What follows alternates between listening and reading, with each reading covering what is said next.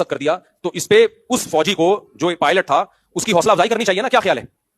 کیا ہو گیا؟ ارے وہ آیا تھا اٹیک کرنے کے لیے, اس کو ہمارے پائلٹ. السلام علیکم ورحمۃ اللہ وبرکاتہ. امید ہے کہ سب دوست خیریت سے ہوں گے. مولانا طریق مسعود صاحب کی ویڈیو کو سماعت فرمائیں. بتا کے آئیے گا. اس دفعہ تو صرف چائے پلا رہے ہیں, اگلی دفعہ انشاءاللہ بریانی کا انتظام بھی ہوگا. کتنا خاندانی کام تھا کہ نہیں تھا, اس کو بھی ہمارے لوگ اب مذاق اڑا رہے ہیں کہ انہوں نے اس کو پائلٹ کو اتارا اور چائے پلا کے بھیج دیا. بھائی یہ تم جب اپنے لوگوں کے خلاف, اپنے دفاع کے خلاف ہر اچھے کام پہ بھی ان کا مذاق اڑانا شروع کر دو گے, پھر کوئی پائلٹ ایسا پیدا نہیں ہوگا جو اس طرح بہادری سے جائے اور دشمن کے جہازوں کو اتار کے لے آئے. تو آپ نے کبھی بھی اپنی جو فوجی ہیں ان کا مورال ڈاؤن بولو نہیں کرنا ہے.